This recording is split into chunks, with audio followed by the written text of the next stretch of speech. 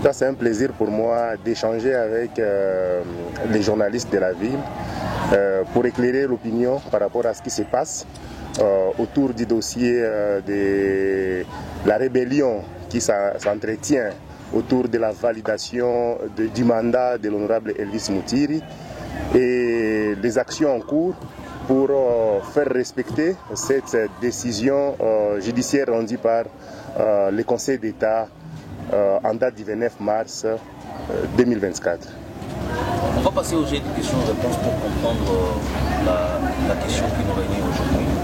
On va commencer avec Amour Imani. Vous organisez une manifestation demain. Vous pensez que c'est la voie qui va vous conduire à avoir une suite favorable à votre demande? Premièrement, les manifestations publiques sont garanties par la Constitution, par les articles 23 jusqu'à 26.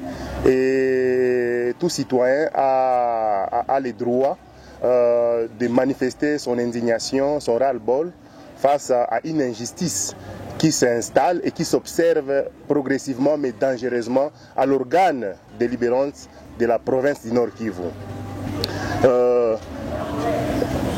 Il revient aux autorités politiques, administratives, judiciaires, de tout mettre en œuvre pour que la décision prise par le Conseil d'État sous l'arrêt REA 196 qui a confirmé l'arrêt 067, RCE 067 de la Cour d'appel qui avait invalidé l'honorable Kambale Nzouzi et avait confirmé, donc avait proclamé élu de manière définitive l'honorable Elvis Mutiri Wabashara. Donc pour nous, la marche, c'est un moyen de droit, nous reconnu par la Constitution, pour exiger l'exécution de l'arrêt qui est devenu définitif, obligatoire et exécutoire.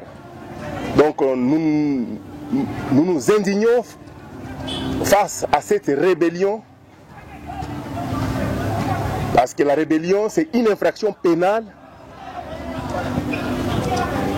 dans les chefs de ceux-là qui s'opposent à l'exécution d'une décision judiciaire devenue obligatoire. C'est ça l'essence de notre marche. Notre ville est déjà en proie à l'insécurité grandissante. Il y a une forte criminalité et la ville est asphyxiée par le mouvement terroriste M23. Il est inadmissible et anormal qu'une autre insécurité judiciaire puisse s'installer parce que certains acteurs, par manque d'élégance politique, veulent empêcher un élu, un député proclamé définitivement par la Cour de siéger. Et nous, en tant que cadre de l'ADER et base de l'honorable Elvis Mutiri, nous n'allons jamais accepter ça. Nous n'allons jamais accepter cette injustice. Je suis Gershom Mohamed, je suis de l'équipe Parole Authentique. Merci. Ici. Vous amenez les gens dans la rue alors que la ville de Goma, il y a des armes qui circulent et on tue déjà tout le monde. Ne craignez-vous pas pour la sécurité des gens que vous allez amener dans la rue? Comme je l'ai dit au départ, les manifestations publiques sont garanties par la Constitution. Et nous sommes sous le régime d'information. Donc, nous avons informé l'autorité par la lettre que nous lui avons remise dans la journée d'hier et il a accusé réception. Il lui revient de nous garantir la sécurité. La loi portant organisation de manifestations publiques dispose clairement qu'il revient à l'autorité de prendre des dispositions nécessaires pour qu'il n'y ait pas de dérapage et pour que la manifestation se passe sans incident, sans violence. Nous sommes conscients du danger, nous sommes conscients des risques, nous sommes conscients de la circulation des armes dans la ville et combien l'insécurité est grandissante. Et pour éviter tout cela, les autorités doivent en toute urgence intervenir pour régler cette question. Parce qu'il n'y a rien qui peut bloquer la validation du mandat de l'honorable Elvis Mutiri. On nous parle de deux arrêts. C'est une manœuvre dilatoire. Il n'existe pas deux arrêts dans les dossiers Mutiri Nzuhunzi. Et cette manœuvre, nous ne sommes pas d'accord et nous n'accepterons jamais cette injustice. Je m'appelle Colin Aganze, je suis journaliste à la radio UFM. Une petite question, vous appellerez la population à manifester demain. Avez-vous épuisé toutes les voies délai pour prendre la marche comme votre moyen de faire écouter votre voix? La deuxième préoccupation, c'est celle de savoir qu'est-ce qui, selon vous, bloquerait la validation du mandat de l'honorable Mutiri par l'Assemblée provinciale. Merci beaucoup. Au fait, nous avons épuisé toutes les voies possibles. Premièrement, l'honorable Elvis Mutiri devait être validé depuis le 5 avril. Malheureusement, les rapporteurs du bureau d'âge de l'Assemblée provinciale qui se comporte en militant, parce qu'il est du même parti que l'honorable Nzuhunzi invalidé, et c'est lui qui bloque et empêche l'honorable Mutiri de siéger. Il avait écrit en date du 5, pendant qu'il était prévu une plénière pour valider le mandat de Mutiri, il avait écrit à la cour d'appel pour demander que soit suspendue l'exécution de l'arrêt au motif qu'il y aurait une action en justice au pénal de l'honorable Nzuhunzi contre l'honorable Mutiri et la CENI au niveau du tribunal de grande instance. La cour avait répondu en disant clairement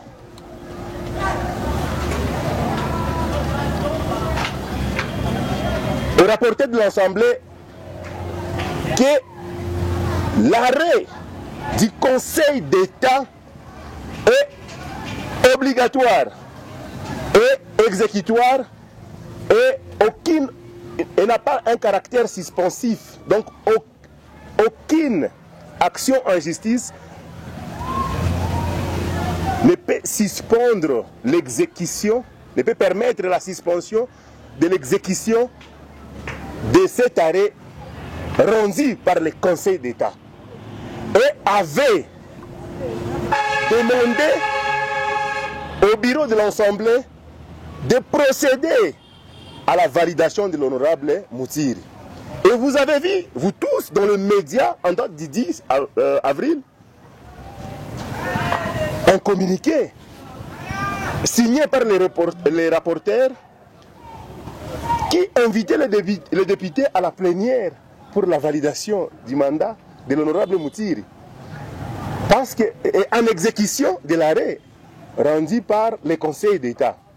Mais malheureusement, dans leur manœuvre d'empêcher un élu de siéger,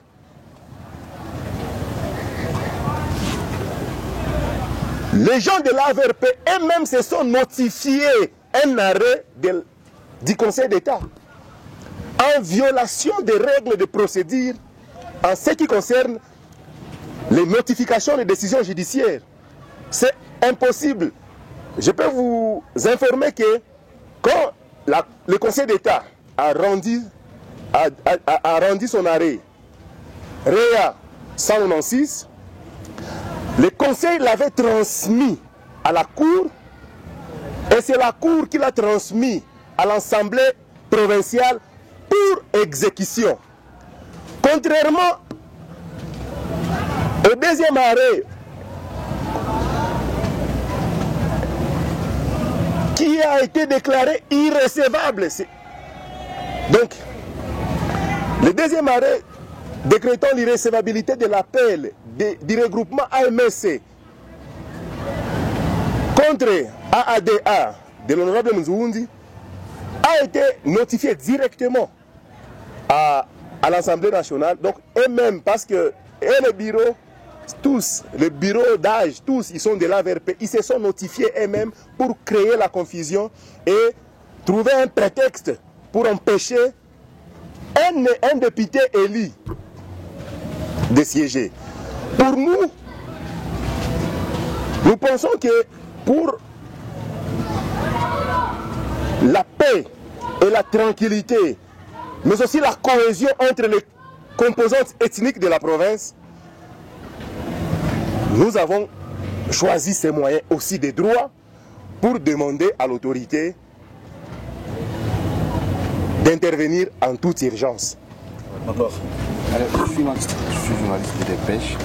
Alors, j'ai deux petites préoccupations. La première, c'est de savoir, on accuse le député Moutiri d'avoir usé de son influence et de son argent pour valider M. Nzoundi est préfet qui n'a même pas de moyens financiers. La deuxième question, c'est celle de savoir, pour la cohésion de la province, est-ce que Moutiri est prêt à désister et à laisser les combats pour laisser Moutiri siéger au niveau de l'Assemblée? Je ne comprends pas, pour laisser Moutiri ou pour laisser Nzoundi? Nzoundi.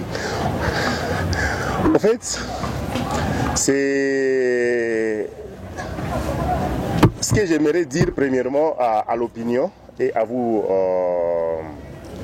journalistes, est que la CENI publie les résultats provisoires et il revient à la cour d'appel après avoir épuisé tous les contentieux de publier la liste définitive des élus provinciaux. Et la loi demande à chaque regroupement qui a présenté un candidat ou un candidat indépendant de saisir la justice au cas où il pense que les résultats de la CENI ne sont pas justes. Et c'est ce qu'a fait Moutiri, pas seulement Moutiri. Je vais vous rappeler que cette ville était surprise de la proclamation de Nzoundi comme élu. Tous les sondages, tous ceux-là qui sont passés pour voir les résultats dans les différents bureaux de vote, nulle part Nzoundi, on le voyait, même pendant la campagne, il était absent. Moutiri, son équipe, sa stratégie, après vote, il y avait dépouillement. Après dépouillement, la CENI affichait les résultats dans chaque bureau de vote. Et chaque candidat passait bureau par bureau pour récolter ses voix. Et Moutiri l'a fait. Tous les témoins avaient l'obligation de rapporter le preuve, donc les photos des fiches de résultats affichées dans le bureau où il était affecté. Et c'est ce qui nous a permis de constituer notre centre de compilation et on a créé notre base de données où on complétait le voix de l'honorable Moutiri, mais aussi de nos challengers. C'était une surprise amère de voir Moutiri ne pas être proclamé élu provincial dans cette ville. Fort de nos preuves, nous sommes allés en justice. Il ne s'agit pas... ceux qui disent l'argent, ceux qui veulent jouer à la victimisation, ceux qui parlent de l'influence, ce sont de mauvais perdants. Au niveau de la cour, pourquoi ça bloque si c'était une question d'influence ou d'argent? Mais Nzoundi est du parti d'Nzangi, qui est ministre national. Moutiri a amené des preuves certifiées par la cour de sa victoire électorale. Et c'est sur base de ces preuves, parce que la CENI n'a pas été capable de prouver l'élection de Nzoundi. J'ai l'arrêt avec moi, vous pouvez le lire, vous comprendrez que la CENI n'a déposé aucune preuve de l'élection de M. Kambale Nzoundi. Et Moutiri a déposé les preuves et le juge a dit le droit, parce qu'il est le juge de la vérité et de la sincérité des urnes. Et c'est ainsi que le juge a proclamé Moutiri comme élu. Parce qu'on s'est rendu compte que la publication de la CENI n'était pas juste. Ça n'a rien à voir. Et au niveau du Conseil d'État,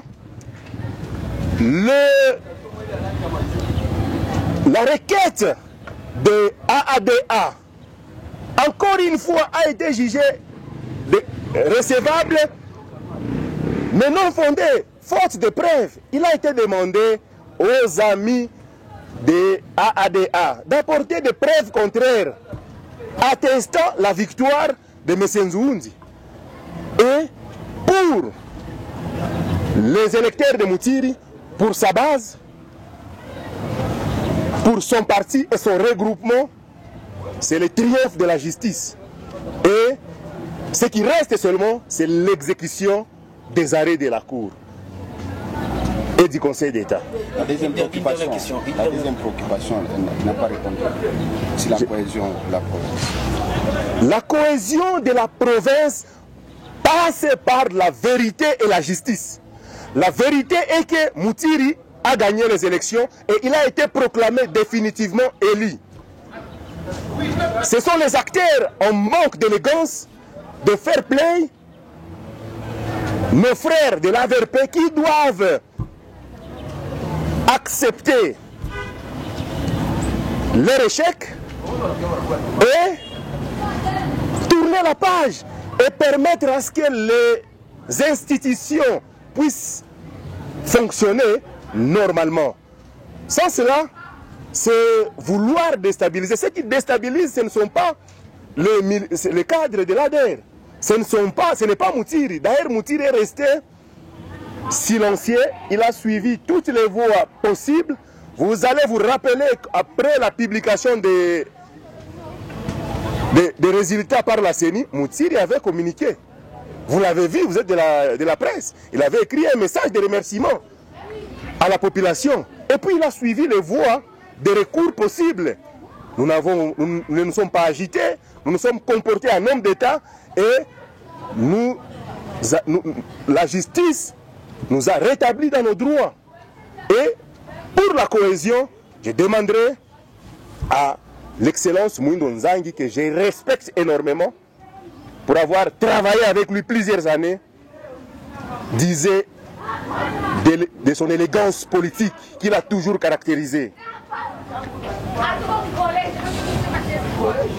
de demander à ses lieutenants qui composent actuellement le bureau d'âge d'exécuter la décision rendue par le Conseil d'État et qui proclame Moutiri définitivement élu dans cette province. Ça en vaut pour la paix, pour la tranquillité publique dans cette province. Je sais que l'excellence Nzangi ne pourra jamais permettre que la cohésion sociale puisse être perturbée dans cette province, juste et soutenir les désordres et la rébellion. J'invite les rapporteurs de l'Assemblée provinciale à accepter que cette province a besoin de la paix. Les composantes ethniques de cette province ont besoin d'y vivre ensemble. De quitter un tout petit peu le militantisme et de se comporter en homme d'État pour que nous puissions ensemble travailler pour le rétablissement de la paix et la sécurité dans notre province et pour le développement de notre province. La population a tant souffert et a besoin maintenant de la tranquillité pour son plein épanouissement. En tout cas, c'est mon message adressé à nos amis de l'AVRP, avec qui nous avons partagé beaucoup d'histoires, beaucoup d'événements, que cette situation ne puisse pas nous diviser. Le Congo a besoin de nous tous pour que nous puissions sortir du piège actuel où notre province est agressée.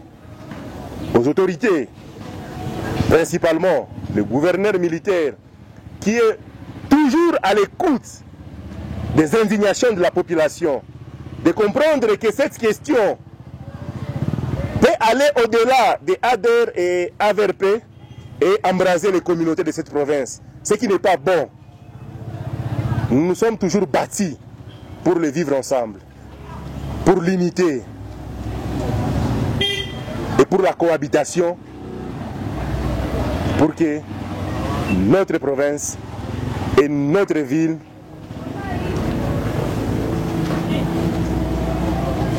puissent sortir du chaos actuel. Merci beaucoup. Une dernière question, Freddy. Une dernière question. Je suis Freddy Rukonangiza. Je suis du groupe Parole Authentique qui vous a convié à cet entretien. Il y a certainement qu'il y a des tractations au sein de l'hémicycle provincial. Vous avez fait un pari gagné déjà au niveau de la justice. Vous empruntez déjà la voie de l'ARI.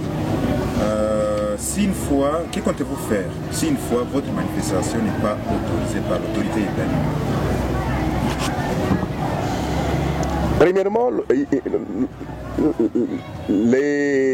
la Constitution ne dit pas, ou les lois du pays ne disent pas que l'autorité doit autoriser ou interdire une manifestation. C'est vrai, nous sommes sous état de siège, un régime exceptionnel où certaines libertés publiques sont limitées.